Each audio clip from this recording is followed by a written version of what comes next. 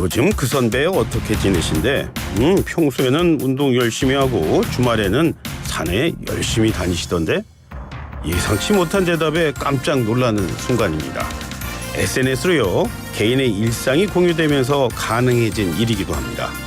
특히나 활동에 제약이 많은 연예인에게는 팬과 소통하는 소중한 공간이 된다고 하는데, 자, 그런데 그곳에 배우 황정음 씨가 최근 배우자의 불륜을 암시하는 글을 올렸고요. 그게 법적으로 문제가 될 수도 있다는 얘기가 논란이 SNS 공간을 또 뜨겁게 달구고 있습니다. 오늘 사건의 피플에선 이 얘기 해보겠습니다. 손정혜 변호사를 전화로 연결하겠습니다. 변호사님 안녕하십니까? 안녕하세요. 손정혜입니다. 예. 자, 변호사님, 황정음 씨가 무슨 글을 썼길래 지금 형사처벌 그런 얘기까지 또 나오고 있는 거죠? 네, 본인 SNS 계정에 평상시에는 올리지 않던 남편의 이제 정면 사진이나 이런 것들을 다수 게재를 하면서 예. 마치 이제 바빴다 그동안 이런 표현들을 쓰는데 그것이 이제 부정행위, 불륜을 저지르냐고 굉장히 바쁘고 뭐 초콜릿 같은 거를 받았다. 여성으로부터 받은 내용이 추정되는 형태로 이제 다수의 글을 올렸고요. 예. 게시물 자체는 불륜이나 부정행위를 명확하게 올린 건 아니지만 사람들이 이제 쓰는 댓글에 이제 답글을 쓴 내용들을 종합적으로 비춰 보면 이 예. 이혼 가정에서 불륜이나 부정행위가 원인이구나라는 것을 유추할 수 있도록 이제 게시글을 올리다 보니까 예. 이 불륜을 폭로한 사실 자체로 명예훼손으로 처벌될 수 있는 거 아니냐라는 논란이 제기되고 있습니다. 아, 명예훼손 얘기가 나오는 거군요. 그러니까 불륜이라는 것은 어찌됐든 우리 사회에서는 해서는 안 좋은 도덕적으로 문제가 있는 행위이기 때문에 그게 예. 설사 사실이라고 하더라도 남편의 명예를 훼손할 수 있다. 우리는 아직까지 사실적시 명예훼손을 처벌하기 때문에 예. 만약에 남편이 고소한다면 사건화되는 거 아니냐 예. 이런 논란이 제기되고 있습니다. 아, 그러니까 변호사님 지금 말씀이시라면 안 한 걸 했다. 뭐 그것도 문제가 되지만 한 걸 했다. 그런 것도 문제가 될 수 있다는 얘기네요. 그러면. 네.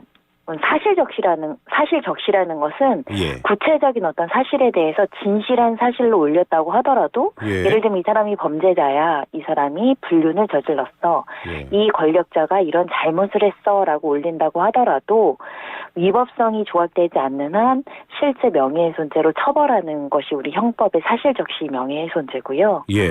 요즘엔 또 SNS를 통해서 많이들 글을 올리니까 예. 정보통신망법에는 누군가를 비방할 목적으로 이렇게 글을 쓰는 경우에는 소위 말하는 사이버 명예훼손죄로 처벌하고 있거든요. 예.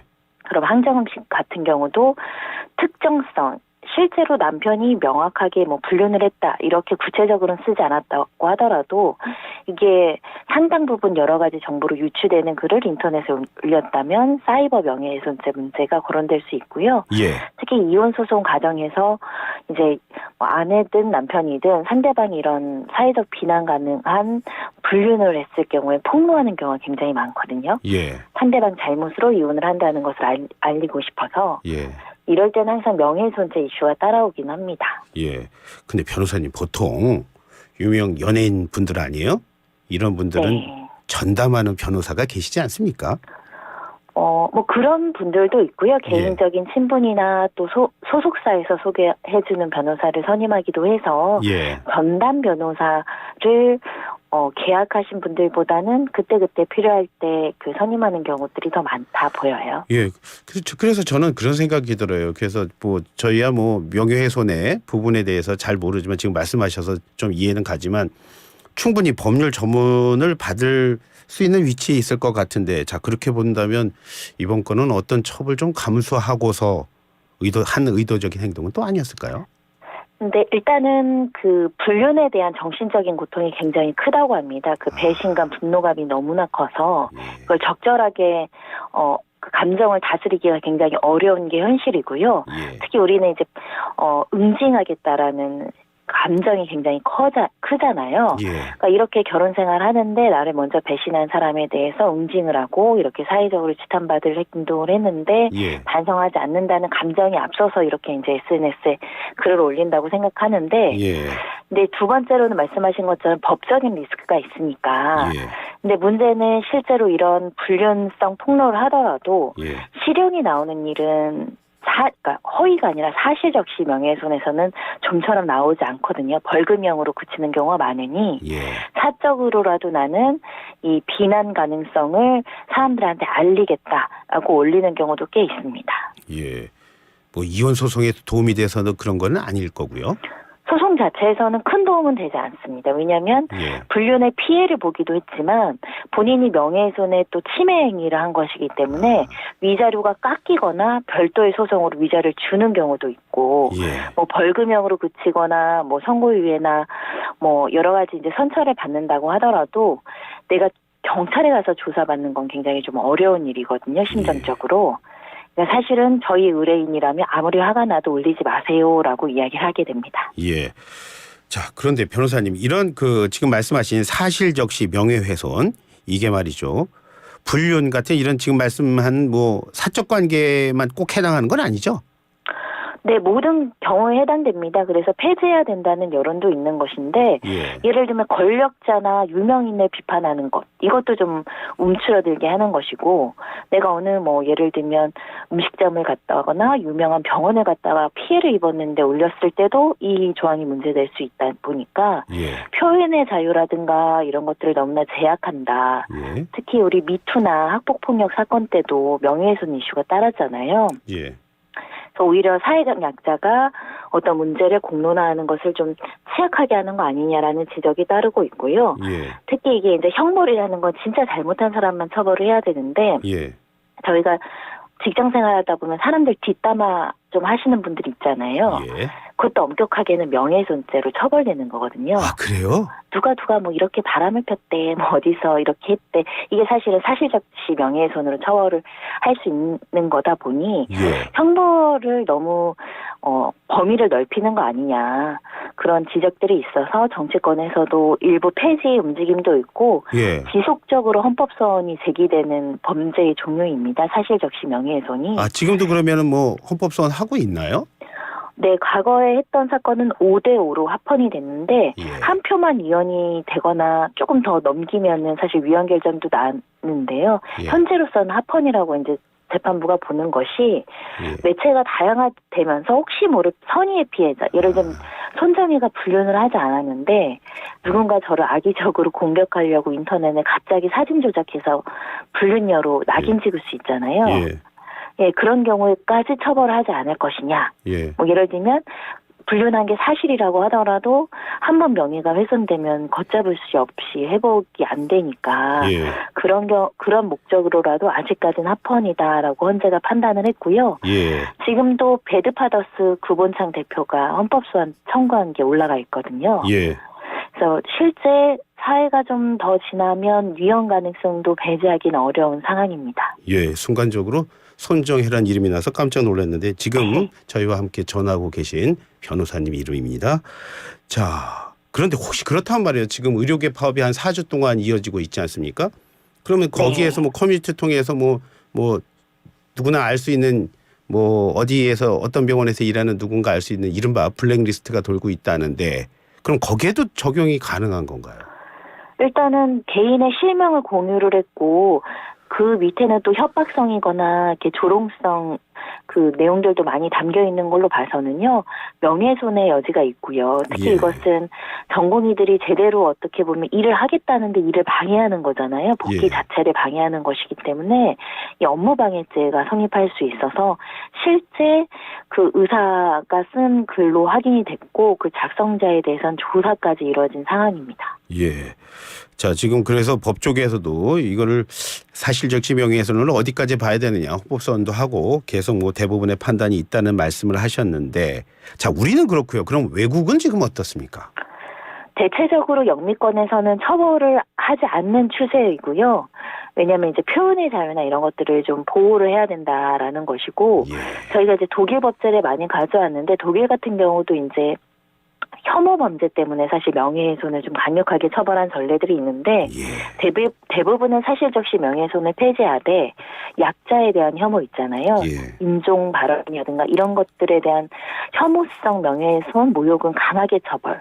다만 경미한 수준의 사인 간의 어떤 사실적시 명예훼손은 폐지하는 수순으로 가고 있습니다. 예. 말씀 잘 들었습니다. 자, 이번에는 최근에 나온 판결 하나 있더라고요. 현역 입대 이걸 피하려고 극단적으로 체중을 감량한 20대가 뭐 징역형을 선고받았다는데 변호사님 정확히 어떤 일이 있었던 거죠, 이건요?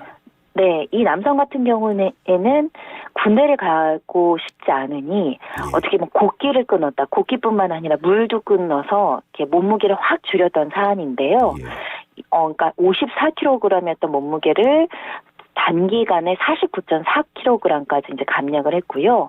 그러니까 사회복무요원으로 가려고 식사량, 수분 섭취량을 일시적으로 고의적으로 이제 줄이다 보니까 이 부분은 고의성이 있다. 병역을 회피하게 한 것이다라고 유죄 판단이 이뤄진 것이고 징역 1개월에 집행유예 6개월이 나온 상황인데요. 일단은 소변 검사 수치로 이게 고의적으로 감량한 거다. 이런 것들이 이제 근거가 됐습니다. 아니 일부러 살을 뺀 건지 아니면 원래 그렇게 몸무게가 안 나가는지 그걸 판단하는 게 쉬울까요? 소변 검사 그러니까 해당 기간에 정상적인 식사와 수분을 섭취했다라고 한다면 소변 검사 수치에 나오지 않는 내용들이 일정 기간 단기간에 이렇게 감량을 하고 아예 영양소를 주입하지 않았을 때는 또 다른 수치가 나오기 때문에 그걸 근거로 삼은 것으로 보이고요. 사실은 이게 전통적인 병역 기피 수법입니다. 그러니까 평상시에 말랐다는 것은 사진으로도 입증이 되잖아요.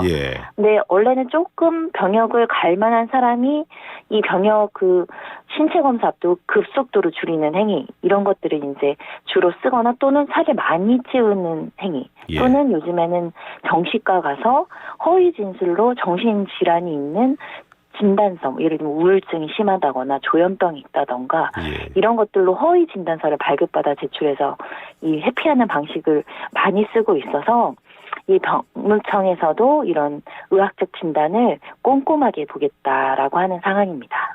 지금 그 변호사님이 말씀하셨지만 사실 제가 군대 갈 때도 어떻게든 병역을 필요하려는 그런 시도는 있었습니다. 그러면서 또 말씀하신 대로 살을 급격하게 늘리거나 줄여서 하는 그런 경우도 있었는데 그런 말도 있잖아요. 군대 안 가려고 살을 많이 찌웠더니 결국 병역 면제를 받았는데 알고 보니까 평발이었다 이런 얘기도 있었습니다. 그런데 지금 역시도 이런 기피 사례가 또 많이 있나 봐요. 실제로 이 병역 기부자 인적 사항을 보시면요. 2021년 281명에서 2015년에 237명이니까 수치상으로는 한 18.6% 그러니까 조금씩 계속 증가한다라고 보시면 될 것 같고요. 예전보다 이거 어떻게 보면 찾아내는 것, 이게 병역 기피라고 이제 찾는 전문가들도 늘어났고 꼼꼼하게 이제 검열을 하는데도 불구하고 이렇게 적발되는 인원이 늘고 있다. 이런 점이 조금 문제가 있을 수 있을 것 같고요. 그래서 정부에서도 아예 이런 환경을 차단하기 위해서 정보통신망법을 이제 개정을 해서 이제 5월부터는 아예 인터넷상에서 이런 병역을 이렇게 하면 회피할 수 있고 면탈할 수 있고 이런 것들을 조정할 수 있다 이런 정보 자체를 금지 정보로 하겠다라는 거거든요. 예를 들면 살 찌워서 또는 치과 어떻게 하면 병역 기피할 수 있다 이런 정보를 올리는 행위 이것을 퍼나르는 행위도 금지되고 처벌할 수 있다고 합니다. 그러니까 퍼나르는 것 자체도 이제는 처벌의 대상이 되는 거다. 네, 병역 면탈을 주장하는 정보를 게시하거나 유통하는 행위는 금지되고 이것을 어기면 2년 이하의 징역 2천만 원 이하의 벌금에 처하도록 법률이 개정되고 있습니다. 지금 변호사님 말씀하셨지만 저희 때도 온갖 소문으로 난 이렇게 해서 병역 면제 받았다. 그런 얘기들 되게 많았습니다. 그래서 혹시나 하고 말씀하신 대로 인터넷 한번 군대 안 가는 법 검색해봤더니 온갖 수법들 많이 나오더라고요. 물론 저희 때도 그랬습니다만 변호사님. 그렇게 해봐야 몸 버리고 시간 버리는 일이 아마 태반일 겁니다. 자, 그렇게 된다면 법의 처벌이 이렇게 강화됐다고 하는데 그게 병역 기피 해결의 근본적인 처방이 될까요? 어떻게 보세요? 그래도 사회적인 분위기가 좀 달라지고 있는 게 병역 문화도 많이 바뀌고 특히 유명 연예인이나 이제 우리 뭐 유명한 BTS도 모두 다 이제 군대를 가야 훨씬 더 사회생활에 유리하다라는 인식도 자리 잡고 있거든요. 예. 그래서 회피하는 것보다 가는 것에 대한 부분에 대한 선택이 좀 늘어나고 있어서 다행이고요. 예. 언젠가는 적발된다. 그리고 우리가 유승진 사건에서 보지만 군대를 고의적으로 회피하면 사회적 비난이 굉장히 거세다. 이런 점들이 조금 변화되고 있지 않을까 생각이 드는데 예. 또 일각에서는 여전히 이렇게 병역 브로커와 손을 잡고 병역 예. 회피하는 경우도 있거든요. 예. 예를 들면 보이그룹 빅스의 멤버 라비 같은 경우에는 가짜 내전증 진단서를 받아서 이 사회복무요원으로 이제 감면받는 위법 행위를 저질렀다가 징역 1년에 집행유예 2년이 선고가 됐었거든요. 예. 이게 단순히 처벌을 받는 것을 그치는 게 아니라 이렇게 병역 회피 전과가 생기면 우리 사회에서 굉장히 경제 활동하기 어려워지는 측면이 있어서 예. 젊은 친구들은 그래도 군대 가겠다. 그게 훨씬 더 유리하다. 이런 생각을 하고 있는 것 같습니다. 사회 분위기가 중요하다는 말씀하셨습니다. 예, 오늘도 말씀 잘 들었습니다. 고맙습니다. 감사합니다. 네, 지금까지 손정혜 변호사와 함께했습니다.